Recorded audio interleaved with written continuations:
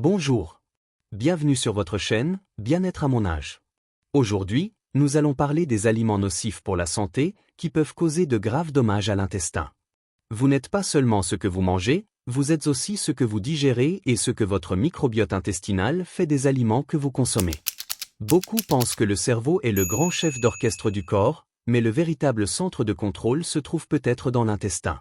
Cet organe régule votre système immunitaire, vos hormones et même votre état émotionnel. Et bien que la plupart des gens essaient de prendre soin de leur santé, ils la mettent souvent en péril sans s'en rendre compte, en perturbant l'équilibre délicat de l'écosystème intestinal, avec les aliments qu'ils consomment quotidiennement. Je suis le docteur Gabriel Menat, et aujourd'hui, je souhaite vous parler de l'importance capitale de l'intestin et des 10 pires aliments qui peuvent nuire à votre bien-être. Cette liste n'est pas classée par ordre de priorité, mais chaque point est essentiel pour préserver votre santé. Commençons par le numéro 10, les viandes transformées, comme les saucisses, le bacon et la charcuterie. L'un des principaux problèmes de ces produits est leur teneur en nitrates et nitrites, des substances qui, combinées aux protéines, peuvent se transformer en nitrosamines, des composés potentiellement cancérigènes. Mais ce ne sont pas les nitrates ou les nitrites en eux-mêmes qui sont nocifs. Le véritable risque survient lorsqu'ils sont exposés à des températures élevées ou à un milieu acide, condition qui favorise la formation de nitrosamines. Cela peut se produire à la fois en raison d'un excès d'acidité gastrique nécessaire à une bonne digestion des protéines et d'une cuisson à feu trop vif. La clé est donc de les cuire lentement, afin d'éviter la formation de ces composés toxiques. Par exemple, faire frire du bacon dans de l'huile très chaude est l'une des pires façons de le préparer. Une cuisson lente permet de réduire considérablement la formation de substances nocives. Et bien que beaucoup aient entendu parler de ce problème, peu savent qu'il ne concerne pas uniquement les viandes transformées. Même les aliments d'origine végétale contiennent des nitrates et des nitrites, ainsi que des protéines, et peuvent donc également former des nitrosamines, bien qu'en plus faible quantité. Cependant, les plantes présentent un avantage considérable, les antioxydants, les polyphénols et autres composés naturels qui contribuent à contrer ces effets.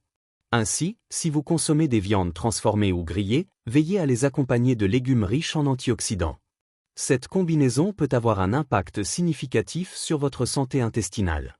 Et puisque nous parlons de prendre soin de son corps et d'apprendre à mieux le nourrir au quotidien, je vous invite à vous abonner à la chaîne, à activer les notifications et à partager cette vidéo avec une personne dont vous souhaitez aider la santé.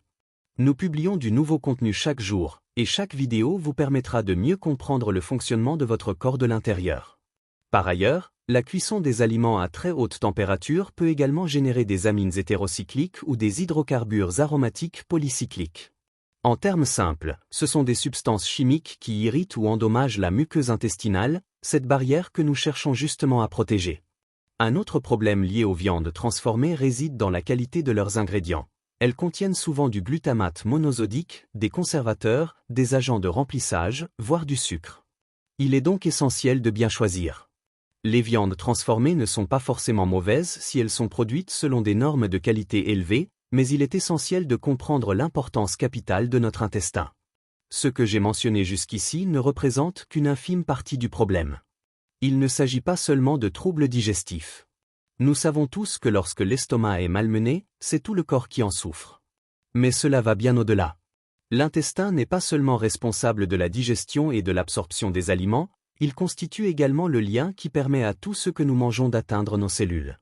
C'est un système complexe, un tube digestif grouillant de vie. Des milliards de bactéries y vivent, un véritable univers appelé microbiote intestinal.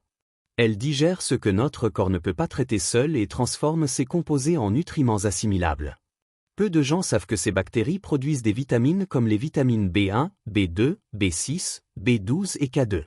Si votre intestin est sain, ces bactéries les produisent et activent et transforment également les nutriments afin que le corps puisse les absorber.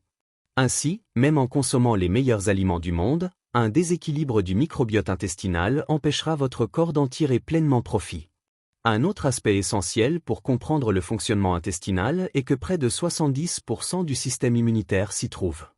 L'intestin grêle, également appelé tissu lymphoïde associé à l'intestin, abrite la plupart de nos cellules immunitaires, globules blancs, cellules de défense et une grande partie du sang impliquée dans ce processus de protection. Si l'on pouvait observer l'intérieur de l'intestin au microscope, on y verrait des milliers de villosités intestinales, de minuscules structures qui augmentent considérablement la surface d'absorption. Ces villosités contiennent des couches d'enzymes et de substances spécialisées aux fonctions très précises. Juste en dessous se trouve la membrane basale, où réside une grande partie du système immunitaire. Comme je l'ai mentionné précédemment, la plupart de nos cellules de défense vivent dans cet environnement. Pourquoi ? Parce que tout ce que nous ingérons et qui traverse l'intestin, en principe, étranger à l'organisme. Cela n'en fait pas encore partie. Il doit être analysé, reconnu et traité avant de pouvoir être intégré. C'est pourquoi le système immunitaire intestinal est si actif. Si un corps étranger parvient à franchir cette barrière, les globules blancs présents dans l'intestin le détectent et réagissent immédiatement.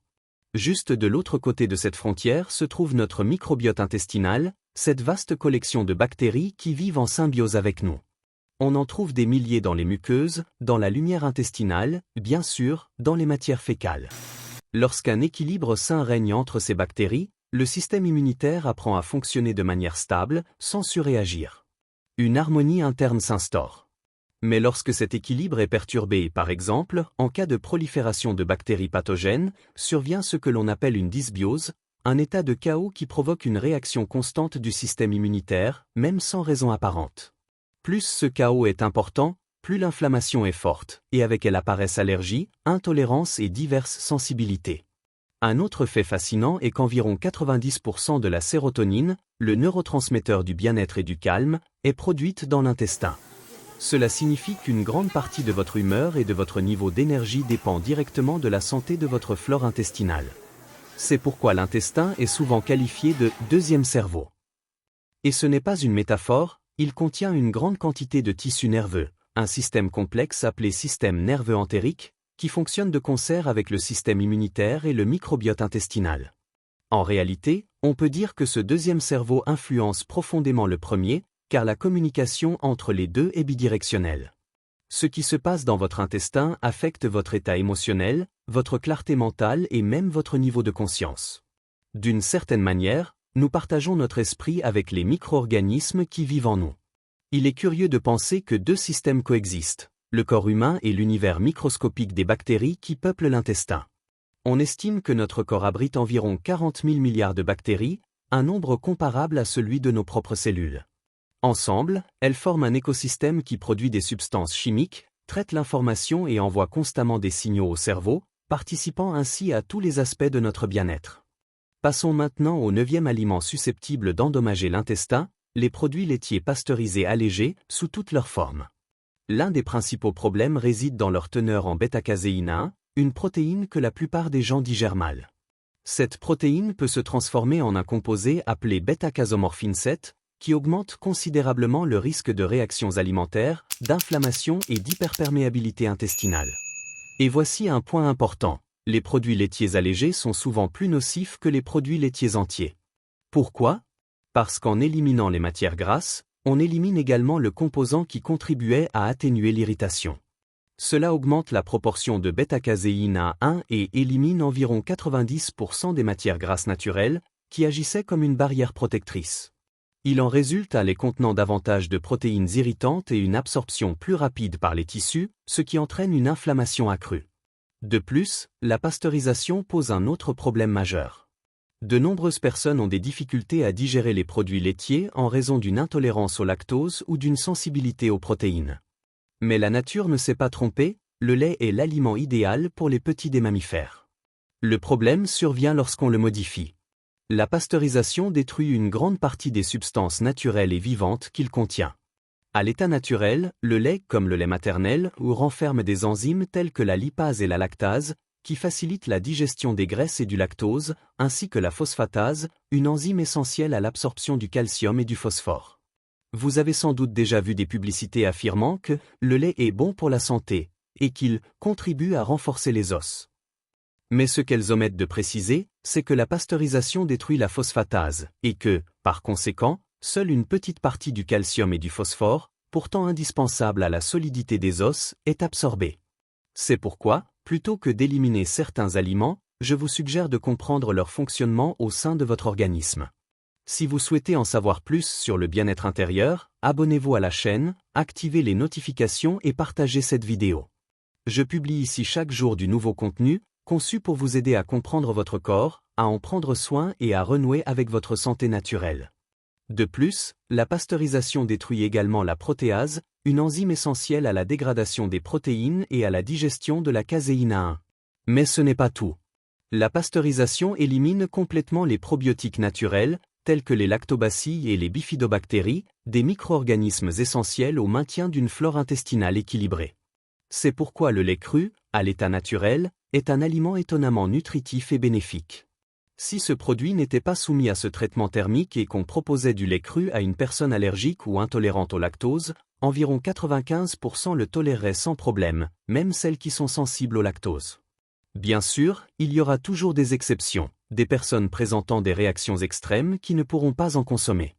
Un point que je regrette est que, dans la plupart des pays, la vente et la distribution de lait cru sont illégales. Cependant, dans certains endroits, on le trouve indirectement, sous l'appellation lait pour animaux. Si vous en trouvez, assurez-vous qu'il s'agit de lait entier, non dégraissé, et cru, non pasteurisé. Et si possible, privilégiez le lait de vache A2. Cela ne signifie pas qu'il existe deux types de lait différents, mais plutôt deux variantes de la protéine caséine, A1 et A2. Certaines vaches produisent uniquement du lait A1, d'autres un mélange, et d'autres encore exclusivement du lait A2. La différence réside dans le fait que le lait A2 ne produit pas de bêta-casomorphine 7, le composé responsable d'une grande partie des irritations intestinales. Cela ne garantit pas que tout le monde tolère les produits laitiers, mais cela augmente considérablement les chances que l'organisme les digère mieux. Et qui sait, s'il en reste un peu après que votre animal a fini sa portion, peut-être vous laissera-t-il y goûter. Passons maintenant au 8e aliment susceptible d'endommager votre intestin, les produits transformés qui semblent sains.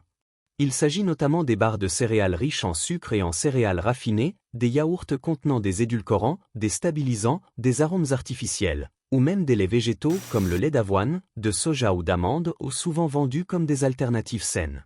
La liste est pratiquement interminable.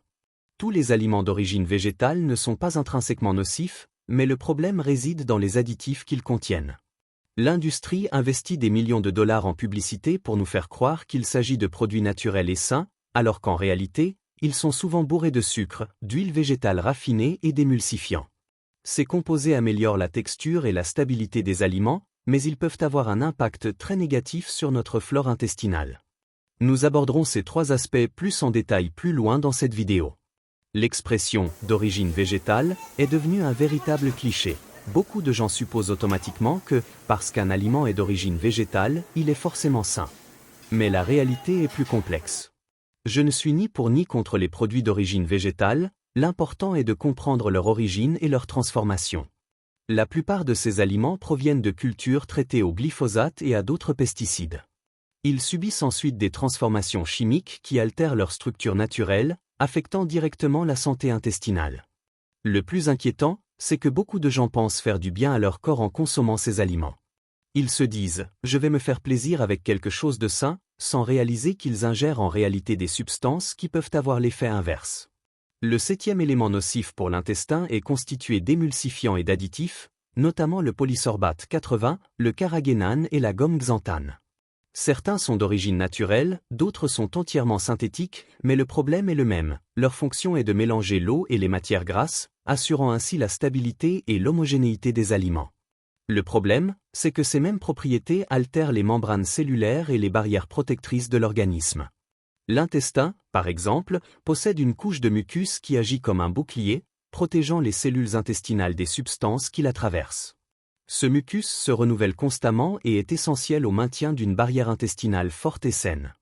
Cependant, nombre d'aliments nocifs pour l'intestin agissent précisément en détruisant cette couche protectrice. Le polysorbate 80 en est un exemple flagrant. Il fragilise le mucus intestinal, permettant aux bactéries de se rapprocher des membranes cellulaires. Lorsque cela se produit, et en cas de perméabilité intestinale accrue, ces bactéries peuvent franchir la barrière et activer le système immunitaire, provoquant une inflammation. Le carragénane, bien que présenté comme un produit naturel, n'améliore guère la situation. Il perturbe également la couche de mucus et peut tromper le système immunitaire, qui le confond avec une véritable infection. Par conséquent, l'organisme réagit, il active les cellules immunitaires et déclenche une réponse inflammatoire. N'oublions pas que la plupart des cellules immunitaires de l'organisme se trouvent dans l'intestin, toute altération à ce niveau peut donc avoir des répercussions sur l'ensemble du corps. Nous en arrivons ainsi au sixième facteur nocif pour l'intestin, l'alcool. L'alcool, par nature, un solvant, et c'est précisément pour cette raison qu'il peut causer divers types de dommages à notre intestin. L'alcool affecte directement les entérocytes, les cellules qui tapissent la surface interne de l'intestin, et perturbe également la production de mucine, cette couche protectrice essentielle au maintien d'une barrière intestinale saine. Lorsque cette barrière s'affaiblit, l'intestin devient beaucoup plus vulnérable. Et ce phénomène ne se limite pas à l'alcool. Lorsque la muqueuse intestinale s'amincit, des endotoxines, notamment des lipopolysaccharides, LPS, commencent à s'échapper. Ces endotoxines sont des substances toxiques produites par des bactéries nocives présentes dans l'organisme. Si ces bactéries pathogènes prolifèrent sans contrôle, ces toxines s'accumulent et finissent par franchir la barrière intestinale. Cela provoque une inflammation, mais aussi une altération profonde de notre état émotionnel. Lors d'une expérience scientifique, une faible dose de LPS a été administrée directement dans le sang de participants, court-circuitant ainsi les barrières naturelles de l'organisme. En quelques minutes, tous ont développé des symptômes cliniques de dépression.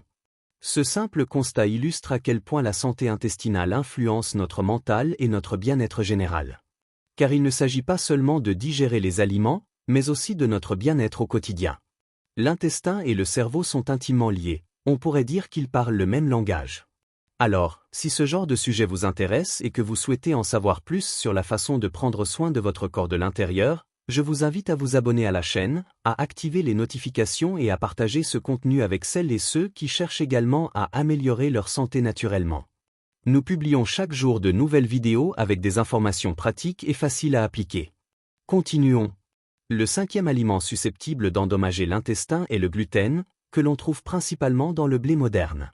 Ce type de blé contient une protéine qui stimule la production de zonuline, une substance qui augmente la perméabilité intestinale, permettant ainsi à des particules qui ne devraient pas franchir cette barrière de passer. Et bien que d'autres céréales contiennent également du gluten, le blé moderne, ou résultat de nombreux processus d'hybridation, en contient des concentrations beaucoup plus élevées, jusqu'à 50 fois supérieures à celles des céréales anciennes comme l'épeautre, le seigle ou l'orge. Autre détail important, le gluten n'est pas une substance unique, mais une famille de protéines.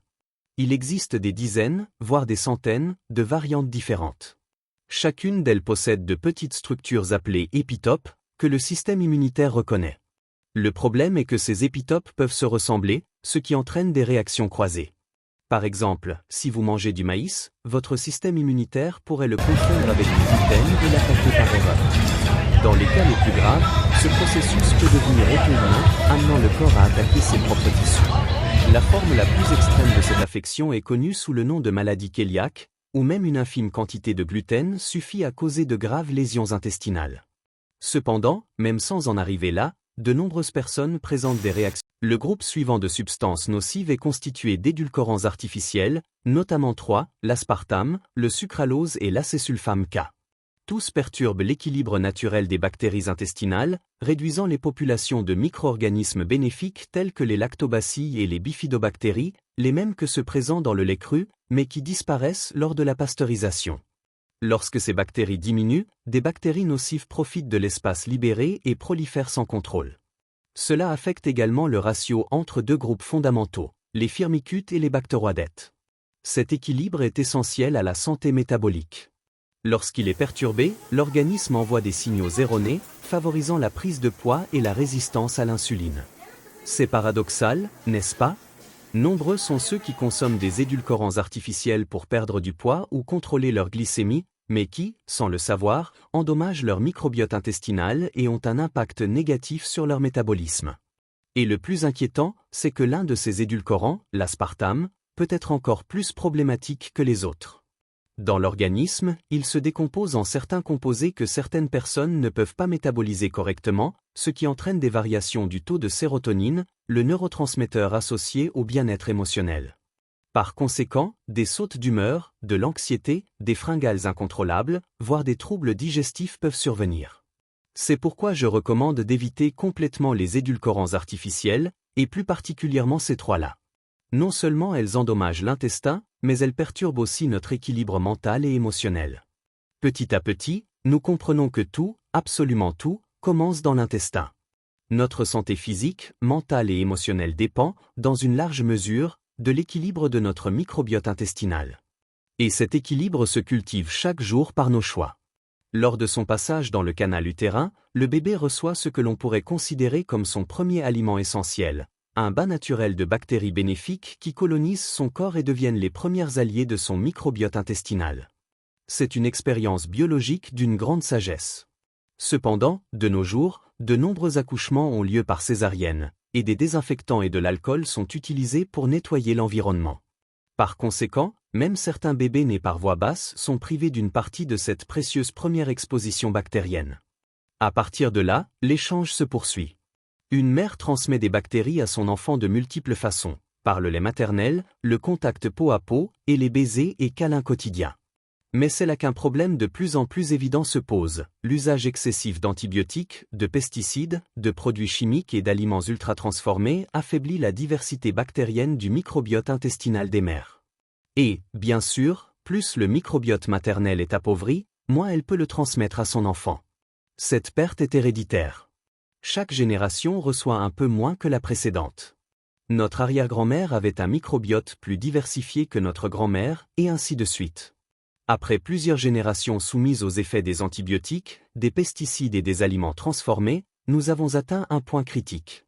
De plus, outre le microbiote, nous héritons également de notre ADN et de son expression, un phénomène que l'on appelle l'épigénétique. De même, de mauvaises habitudes de vie, un stress constant, des carences nutritionnelles et la pollution environnementale laissent des traces qui se transmettent. Chaque génération hérite d'une part de cette usure accumulée. C'est pourquoi nous constatons aujourd'hui une augmentation notable de troubles tels que l'autisme, les allergies, le TDAH et bien d'autres. Elles ne sont pas dues à une seule cause, mais plutôt à la somme de nombreux facteurs. Bien que je ne sois pas contre les vaccins, je crois qu'ils jouent un rôle important dans certains cas. Je pense que leur utilisation excessive et incontrôlée a perturbé un processus naturel crucial, celui du tissu lymphoïde associé à l'intestin, responsable de l'analyse des substances qui pénètrent dans l'organisme et de la mise en place d'une réponse immunitaire appropriée. L'injection directe des vaccins supprime partiellement ce système, ce qui peut avoir des conséquences à long terme. Si l'on ajoute à cela les effets d'un déséquilibre de la flore intestinale, des modifications de l'ADN et d'une mauvaise alimentation, il est clair que nous sommes confrontés à un problème complexe. Il n'y a pas de cause unique, mais plutôt une combinaison de nombreuses décisions et habitudes qui nous ont éloignés de la nature et de notre propre nature. C'est pourquoi j'insiste toujours, nous devons réapprendre comment fonctionne notre corps. Retrouver cette connaissance est la première étape pour réparer les dégâts et rétablir l'équilibre. Si ces sujets vous intéressent, je vous invite à vous abonner à la chaîne, à activer les notifications et à partager cette vidéo avec vos proches.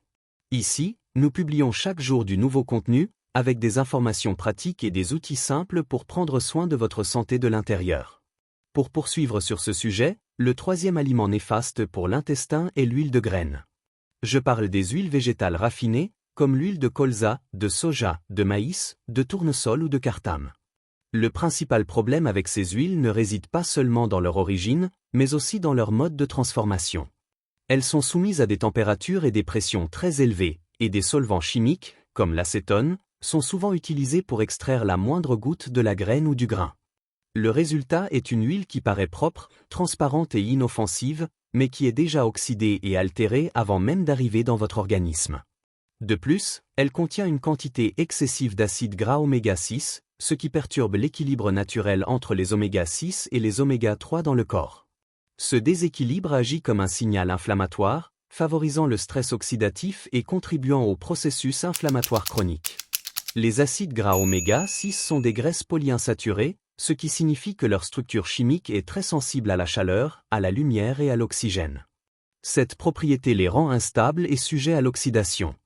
Lorsqu'ils s'oxydent, ils génèrent des radicaux libres et des peroxydes lipidiques, des molécules très réactives qui endommagent les tissus, notamment la muqueuse intestinale. Par conséquent, ces huiles contribuent non seulement à l'inflammation systémique, mais altèrent aussi directement la barrière intestinale, affaiblissant ainsi l'une de nos principales lignes de défense. Le point suivant est étroitement lié, les aliments frits. Nous avons déjà vu dans la section précédente pourquoi il est préférable de les éviter.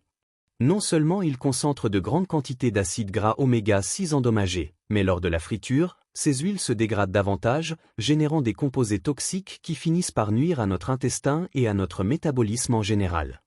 La friture soumet les aliments à une chaleur extrême, quasi bouillante, et les expose à l'oxygène.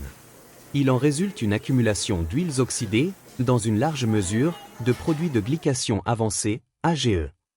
Tout cela agit comme une substance corrosive pour l'organisme. Cela endommage profondément les microvillosités intestinales, ces minuscules structures que j'ai représentées sur le schéma, et provoque un déséquilibre des acides biliaires. Notre corps utilise un type particulier de graisse et de cholestérol pour produire la bile.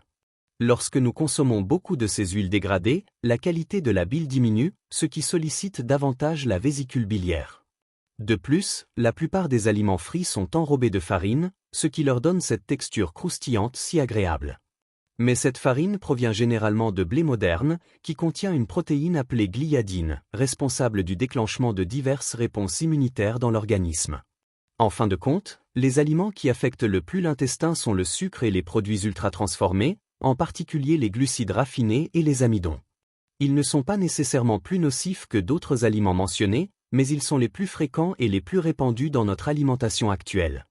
De nos jours, ces ingrédients sont présents dans pratiquement tout, surtout dans les pays occidentaux.